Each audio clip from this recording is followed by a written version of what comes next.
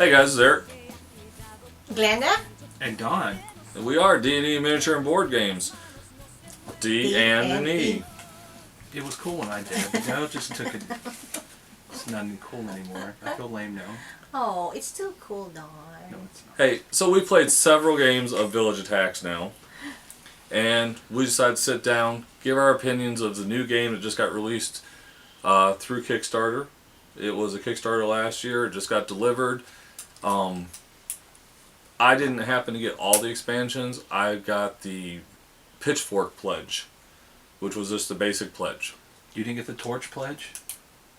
I don't even know if there was a torch and pitchforks. It's Village Attacks. Hey, Eric behaved this time. He just get the basic one. Hey, so if you've watched our reviews before, you also know that we score on graphics and artwork, rulebook, components, replayability, and overall fun. We score on a 1 to 5 basis, with 3 being basic. Nothing good, nothing bad, just basic. 5 being excellent, 1 being just a horrible. Graphics and artwork, normally the Great Bald One takes graphics and artwork, but he's not here. Dawn will take care of that. So Don, why I'm don't not you do? bald, but I am great. That's why we're going to let you do graphics and artwork. Graphics and artwork. Well, I like the graphics and artwork. Should I give them my... See, I haven't done this in a while, and you put me first. And give That's your not- that's not numerical fair. value. My of- numerical value. For graphics and artwork, I gave it a 5. I like it. I think it's well done. Does that include components? No, the components is separate. It's very pretty. That's something I would say. Well, now you can't. See, that's what happens when you make me go first. Well, then I'll go second. You go second, Eric. I gave graphics and artwork a 4. I think that they did really well on the pictures for the monsters and for the, oh my god, The villagers, the villagers, the hunters, things like that. Where I thought there was just a little bit of a lack was the spawn cards. You don't I know like it sounds those? strange. These? For some reason they just didn't appeal to me, and I thought that I really like these, though. And I thought when you launched the abilities, I thought the ability cards were just kind of, it was a two-tone tan. A darker tan was the higher ability, a lighter tan was low. You know what? It messed up with your brain, Eric, It a little did. bit. It did. So I gave it a 4. Glenda? I gave it a Okay. 5. I gave it a 5. Yeah, Dawn. okay. I did. I Yeah. agreed with you I on mean, look that at one. That's great. It is, of Just course, zoom in on that. it Have a did. 360 of this artwork that It is is. fantastic. And it is. But I know what you're saying, but the darkness goes along with the game. It's dark, it's, the graphics, but the artwork is really good, and I can't say anything But less. it's not so dark that you can't see. Correct. I know at least one other game I can't remember the name of it now. It was the artwork and graphics was so dark. Dark that You it couldn't even see messed the up with spaces that you were supposed to be going into. So not with this one. Oh, it was a different one. But You're not yellow allowed bothered to me say probably. that during this. Okay. All right. So So- moving on. Glenda, rulebook. Ha! Put me on a rule book. Okay. Well, I wouldn't let Don go first because he'll be confused. Okay. I'm ready to go now. Well, my rule book is a 3. When you start reading it from, of course, it's like your bulleted, descriptive, and it tells you what those characters are, what the cards do, and all that. We're able to play it reading the rule book, but of course, it's just there's a lot of questions with the rule book. We all like our the index in the rule book. We like our what do you call it, the summary, and on this one with so much stuff that you have to learn, and it's lacking in the rule book, so I gave it a 3. Don? I'm going to give it a 3 as well. It's not that the rule book is bad. It would be probably a 4 or 5 if it had an index. And the table of contents does not count as an index. Don't care what you say. Because every Table of book has a contents table is of not- contents. An index. The summary on the back is good. I mean, the rule book is well laid out. The rules, I think, are pretty concise. I didn't really see Right. anything with that. It's just looking for something specific was not the easiest thing to do, and we are we had to stop the playthrough at one point to look something up, and it took us a minute to find it, and it was in a really weird place. Something Which that should have something been. that would have been fixed by an index. This rulebook needs an index. So Board Game Geek, get on it. All right, you good? I'm good. So I gave it a 3 as well. I have to go along with the table of contents I found worked, but it would have been better in an index because it would have been alphabetized. You would find it better. The Every table time we had to look context for was some, good. yes, but every time we had to look, it was like scanning the table of contents. Go okay, and back to that page. The other thing I found was, it was like the starting point wasn't at the start of the rule book. You found it in a really weird spot where that we started in the castle heart. Yeah, the castle. it was under Death and Dying. Death and Dying, It's where it which said is where you start in every scenario was under Death and Dying. instead of at the beginning of how Something to that play. would have been fixed by an index. Wow. The other thing I found was when our abilities came into play, there is okay. There's this part in this top corner that says 0 to 1, 0, or it doesn't have 1. But nowhere in the ability section in the rulebook does it explain that. It explains it on the rules for. Oh my god, I can't open it. Fourth scenario. The rules for the heroes. But Which the you problem don't is even you don't use- use these till the third or fourth scenario. Something like that. And we were not playing the third or fourth scenario. So you never even look at the rules for that card.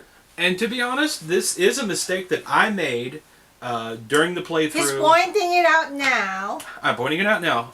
I realized it after we cut off the camera that I made the mistake. This ability right here has got a range of 0 to 1, and I used it much further because I didn't even notice the 0 to 1 here. You did.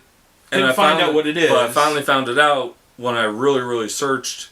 If and you that's had the pointed problem. it out to me, I probably wouldn't have done it. But the ability didn't work anyway, so it didn't matter. It didn't affect the gameplay. But it's just If for a person A newbie. like us, we're not the type of people that, shall we say, sleep with the rule book. We read it front to back, front to back, front to back, I just 1,000 times before we play it. I just want to be friends with the We like to scan the rulebook a little bit, try playing it, and look up rules. And the rulebook isn't as friendly for that type of a player. If you read it front to back a couple times before you play it, I think that would be okay. But even then, some of the rules are like one line in obscure places that you wouldn't expect to find them there. So I gave it a 3, you gave it a 3, Glenda gave it a 3. It's average. There's nothing really bad. It's Not not- really bad. Some Yeah, things could have it's been not- cleaned up, would have got the score a lot higher on the rulebook. It's not terrible. Index would have No. fixed it. It'd been No. 4 or 5. And for the second rulebook for this company, it's actually an outstanding job. It is. It is. And I mean, I think this is my one complaint, and it's so minor, and don't let it keep you from. No. Yeah. I mean, it's not a deal breaker. We're just is what I'm pointing trying to it say. out. Yeah. But Don, that's why we're going to let you roll in the components. Components, I give it a 5. Absolutely. I love these. The miniatures are great. I really want to paint this Banshee. I love my Banshee. That's what I played in the playthrough. Yeah, I think we picked our characters based on the fact we like the figures. And that's how it should be. Oh, God. Because look, I picked, who did He doesn't even know who we picked. what is the name of my guy? Baba Yaga? Yeah, because he's riding a cauldron. It's a sexy Banshee. Yeah. Well, I like mine To too. make her scream. Headless character. Was that too far? That was too far. Look at this. This is one of the components in here. Look, it says Village of Text on the back of it. You have dials for keeping track of all your stuff in the game. This is great. I like And this it's a lot. all on one card. It's all on one card, and there's discard piles and card holders here for stuff like this. Like it. I like it a lot. It's good. I have no complaints without this. Only the index. Glenda? Keep bringing it up. He pointed it out, but I gave it also a 5. I like the use of the dice for, for whatever, whatever you're gonna do, your movement, your attack, and everything. I like that dial card right there, board, and I like everything about it. The figures are wonderful. They're awesome. So I'm sorry somebody's gonna say something how you handle it that way, but they're really a 5.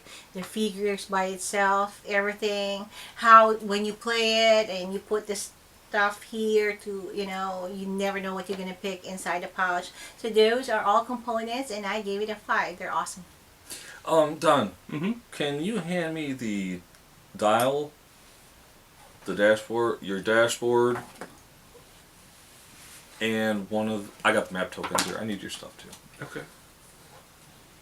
And one of these. Riveting television here. Okay. The reason I asked for all this stuff is I gave this a 5. Perfect Components is a 5.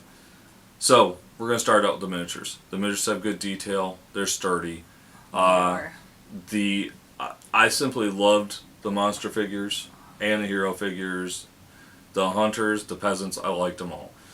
I also liked the clips for the bases because unlike some of the companies that make a hard clip, this is a rubbery clip, so it goes on really easy, comes off real easy. I like that. So It's not crispy. let's get It's to the chewy. dashboard.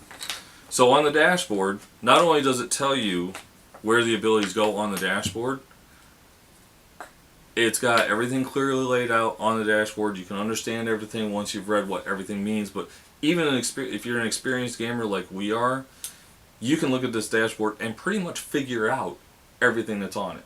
It's not very hard. The other thing too is the ability cards that go on it. Not only do they match up with what's on the dashboard, but they also have the name of the character on there. I thought that was a very excellent little tidbit that they put on there so that you could keep your 3 ability cards with your These are good. dashboards. Hard cardboard too. Very good, very thick hard cardboard. Let me add one thing to that. This is a big, oversized board. There's plenty of room in here. All the letters and writing on here Is very large. big, large letters. So Readable. it's very readable. That's true. So it's though. all inclusive. And the fonts that they use too.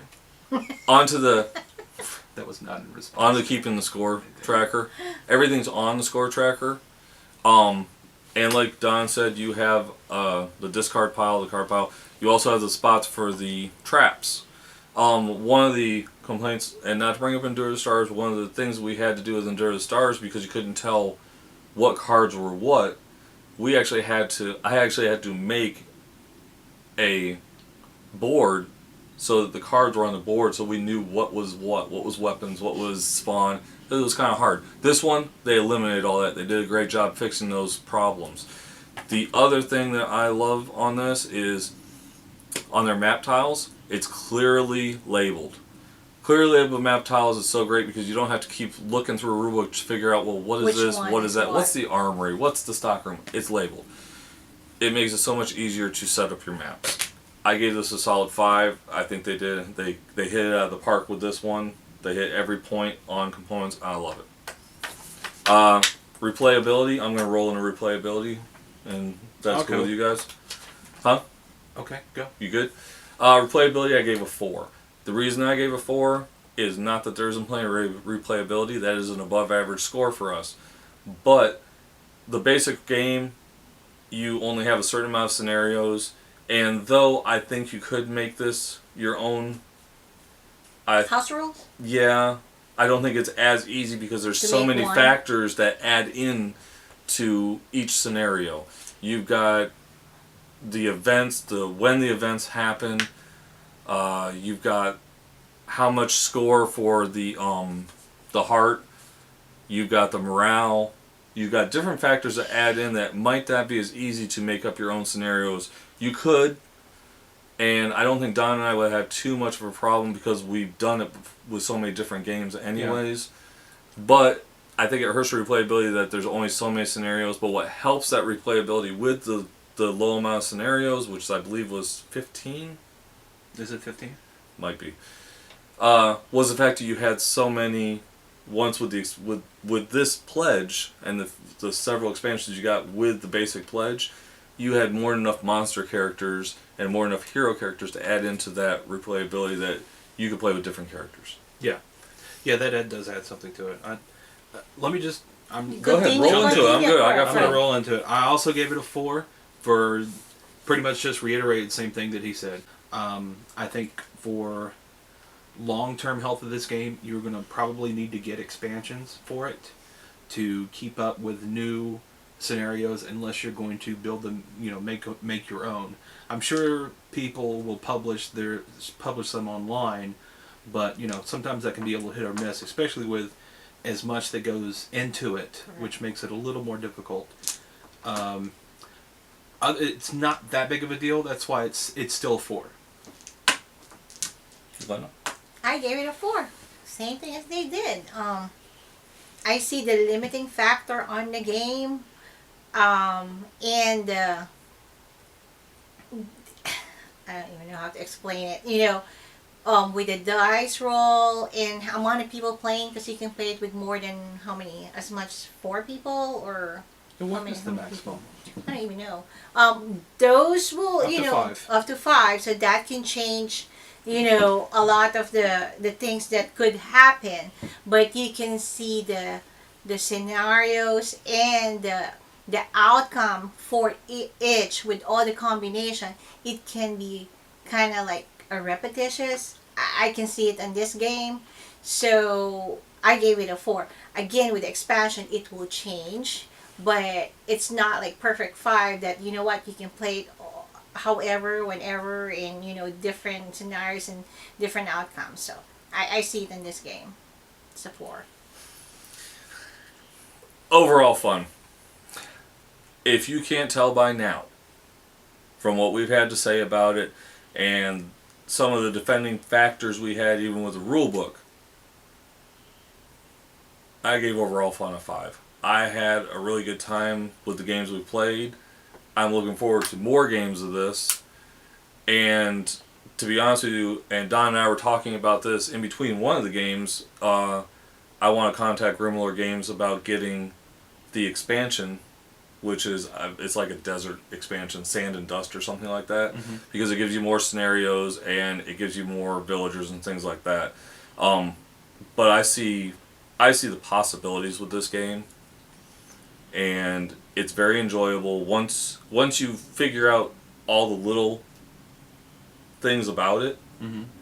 It flows, and you see that in our playthrough where they say that it takes a certain amount of time to play it, and I think we were actually under that with our playthrough of that scenario. Yeah, it goes quick. It does, and you can die fast, and that's not a bad thing either. Don, what did you have for fun? I also had a 5. I really enjoyed this. You have no idea how much I regret not getting this when it came out on Kickstarter. While you're talking, Grimlord. Yeah, definitely. I had a lot of fun with this. This was great. You get to be monsters. And you get to eat peasants. It's fantastic. I mean, it flips it up on its head of what the normal things. Is there anything else you wanted to say that I'll make sure that I can get that too? This was also a fun review because I keep stepping all over what Linda was going to say. I was like, it's in my head. How can you read that? No. It's in my head. head. Like a puppet. In your head. So you done? Okay, I'm done. No, you can go ahead. It was fun. continue. I like it. I got it. All right, Glenda. Okay, I lied on my notes here. I was gonna give it a 5. I really do. I couldn't even say. I wrote 4 here, and I know it's gonna mess up Eric's number. It's not gonna make a lot of difference with the total. No, but the fun factor of this literally is 5. I enjoyed the fact he said it that we're playing the monsters. We're not the peasants. We're not the people. We're not that. It's the other way around, and it is kind of like feels good playing that. Plus, I like this kind of game to begin with anyway. So the whole the components and how the game is played, it for me it's really fun. 5. Yeah. I mean, not that there's anything wrong with playing the hero and doing all that, but there's like a million games that has that. It's nice to kind of flip it around for once in a while, you know. There you go. It's fun. I like it. I'm the headless monster. I don't even know how to pronounce. I mean, I the can't name. think of anything I do have a problem with in this game, other than the index. And lack thereof. The index actually it did hurt the rule book. It would have been easier to find stuff, and those couple things of why was the only places to spawn put was in the death and dying, and why was for the starting, and it's like the symbol for range on the abilities was things that you don't use till like the third or fourth scenario. It's kind of like there's an assumption that people will play this to really know how to play games. Kind of like that's how it... I know it's don't let that turn you off of it. We played we played one game, and then we started on the second one. The second one went so much smoother. I mean, I think I made one mistake. And that was because I didn't even find out about that rule till we were done with it. Right, you know, and so it's not that the rule book is terrible, because it is. You'll get it. It's easy. It's not that hard. It's just some of the things are in weird places, and index would help with that. Fix it. And I will Keep bringing up the stupid index. And I will plug in here that it also helps. Our playthrough will help. What I did was I also watched the Dice Towers playthrough yesterday. And while I was watching, I was kind of looking through the rulebook and seeing what they were doing, and it helped me understand, some of the concepts too. They did. I mean, they did a very good job on their playthrough. Did you cheat and what? I'm just kidding. Hey, but anyways, with Glenda's change, that puts the score for Village Attacks, Grimlord Games, 4.3. 4.3 out of 5. What can we say? We like it. We did. It's a really good game. It really feels like it should be higher than that. Yeah, it That stupid like rule book. 4.7. And you with the index.